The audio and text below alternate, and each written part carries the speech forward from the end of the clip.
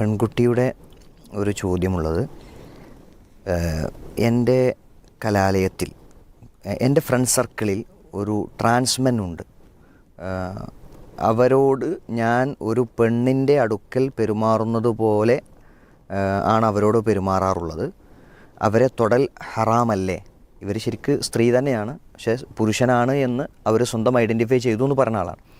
അപ്പോൾ ഇവരുടെ ചോദ്യം ഇതാണ്, അവരെ ഞാൻ തൊടൽ ഹറാമല്ലേ? അവരോട് ഇസ്ലാമിക രീതിയിൽ എങ്ങനെ പെരുമാറണം എന്നാണ് ഒരു സഹോദരിയുടെ ചോദ്യം. അവരുടെ ഫ്രണ്ട് സർക്കിളിലുള്ള ഒരു ട്രാൻസ്മെൻറ്റിനെ പറ്റിയാണ്. ഇതിലിപ്പോൾ നമ്മളെന്താ പറയുകയെന്ന് വെച്ചാൽ, നമ്മളൊരു അടിസ്ഥാനത്തിൽ നിന്നിട്ടില്ല എന്നുണ്ടെങ്കിൽ ഈ കൺഫ്യൂഷൻ ഒന്നും അവസാനം ഉണ്ടാവില്ല. അതുകൊണ്ട് ഇത്തരം കൺഫ്യൂഷനുള്ള ആളുകളോടൊക്കെ നമുക്ക് പറയാനുള്ളത് ഒരു ബേസാണ്. അതായത് ആണ് പെണ്ണ് എന്നാണ് രണ്ട് വർഗ്ഗേ ഉള്ളൂ. ഹലക്കദ്ദക്കറ വൽ ഉൻസ, ആണും പെണ്ണും ഉള്ളൂ. അപ്പോൾ ഒരാളുടെ ശരീരപ്രകൃതിയിൽ മികച്ചു നിൽക്കുന്നത് ആണിൻ്റേതാണെങ്കിൽ അയാൾ നമ്മൾ ആണായി പരിഗണിക്കും. എന്നിട്ട് അപ്പോൾ എല്ലാ ആണുങ്ങൾക്കും ബാധകമായത് അയാൾക്ക് ബാധകമാണ്. ഇനി പെണ്ണിൻ്റെതാണ് മികച്ചു നിൽക്കുന്നതെങ്കിൽ, ബാഹ്യമായ ലക്ഷണങ്ങളെങ്കിൽ അവന് നമ്മൾ എന്ത് ചെയ്യും? പെണ്ണായി പരിഗണിക്കും. അവർക്ക് പെണ്ണിൻ്റെ വിധിയാണ്. അപ്പോൾ നമ്മളെ സംബന്ധിച്ചിടത്തോളം എന്താണ്, ഇവർ പെണ്ണാണ്, നമ്മുടെ വിധിപ്രകാരം അവരും എന്തുതന്നെയാണ്? പെണ്ണാണ്. അപ്പോൾ രണ്ട് സ്ത്രീകൾക്ക് തമ്മിൽ പെരുമാറാം. ഇനിയിപ്പോൾ ഇവർക്കിപ്പോൾ അവർ ഈ ട്രാൻസ്മെൻ ആണെന്ന് അറിയാം. അപ്പോൾ അറിയാത്ത ആൾക്കാരുണ്ടാവില്ലേ? അറിയാത്ത ആൾക്കാരൊക്കെ അവരെ കുറിച്ച് എന്താ വിചാരിക്കുക? പെണ്ണാന്നല്ലേ വിചാരിക്കുക. അപ്പോൾ അവരൊരു ബസ്സിൻ്റെ സീറ്റ് ഇരിക്കണമെങ്കിൽ അടുത്ത ആൾ വന്നിരിക്കൂലേ? അല്ലേ? അവർ പെണ്ണിൻ്റെ രൂപത്തിലല്ലേ ഉള്ളത്. അപ്പോൾ സ്വാഭാവികമായും അവർ പെണ്ണാണെന്ന നിലയ്ക്ക് അവർക്ക് സമൂഹത്തിൽ എന്ത് ചെയ്യണം? ഇടപഴകാൻ പറ്റുള്ളൂ. പക്ഷേ ഇവിടെ വേറൊരു പ്രശ്നമുണ്ട്.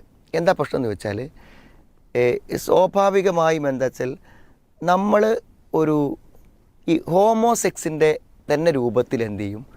ഈ ആണും പെണ്ണും തമ്മിലും ആകർഷണീയത ഉണ്ടാവാം, ആണും തമ്മിൽ എന്ത് ചെയ്യാം? ആകർഷണീയത ഉണ്ടാകും.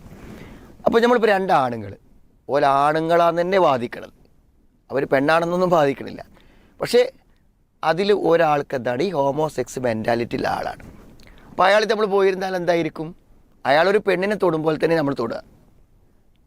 അപ്പോൾ നമ്മളൊരു ഹോമോസെക്സിൻ്റെ പ്രാഥമിക കർമ്മങ്ങളാണ് അവിടെ നിർവഹിക്കപ്പെടുന്നത്. തെറ്റല്ലേ? വികാരത്തോടുകൂടെ രണ്ടാണുങ്ങൾ തമ്മിൽ ബന്ധപ്പെടുന്നതും എന്തുതന്നെയാണ്? തെറ്റല്ലേ? അപ്പോൾ ആ തെറ്റ് അവിടെ എന്ത് ചെയ്യും? ഉണ്ടാകും. അപ്പോൾ എനിക്കൊരു ആണിൻ്റെ അടുത്ത് പോയിരിക്കാൻ പറ്റില്ലെന്ന് ചോദിച്ചാൽ നമുക്ക് വിധിയിൽ പറ്റുമെന്നാണ് പറയാൻ പറ്റുക. പക്ഷേ അയാളുടെ മെൻറ്റാലിറ്റി എന്താണ്? ഈ ഹോമോസെക്സിൻ്റെ മെൻറ്റാലിറ്റി ആണെങ്കിൽ എന്ത് ചെയ്യും? സ്വാഭാവികമായും അവിടെ തെറ്റ് സംഭവിക്കും. അതേപോലെ തന്നെ ഇവർ രണ്ടുപേരും സ്ത്രീകളാണെങ്കിലും ഇവരെ സ്ത്രീ ആയി കാണുകയും അവരൊരു പുരുഷനാണ് എന്നുള്ള മാനസികാവസ്ഥയിൽ പെരുമാറുമ്പോൾ ഒരു സ്ത്രീ അടുത്തിരിക്കുമ്പോൾ ഈ ഹോമോസെക്സിൻ്റെ ഫീലിംഗാണ് അവർക്ക് വരിക. അതൊരു സ്ത്രീയോട് തോന്നുന്ന പോലെയാണ് അവർക്ക് തോന്നുന്നതെങ്കിലും അവിടെ അങ്ങനത്തെ ഫീലിങ്ങിൽ സമീപിക്കുന്നുണ്ട്, ടച്ച് ഉണ്ട് തോന്നിയാൽ സാധാരണഗതിയിൽ നമ്മളൊരു ആണും അകലം പാലിക്കുന്ന പോലെ തന്നെ ഇവരും തമ്മിൽ എന്ത് ചെയ്യേണ്ടി വരും? അകലം പാലിക്കേണ്ടി വരും. നമുക്ക് ഈ ബേസിൽ നിന്ന് മാത്രമേ പറയാൻ പറ്റുള്ളൂ. അതല്ലാതെ നമ്മളിനി അയാളെ ഒരു ആണായി സങ്കല്പിച്ചിട്ട് പെരുമാറണം എന്ന് പറയാൻ എന്തില്ല, നമുക്ക് പറ്റില്ല.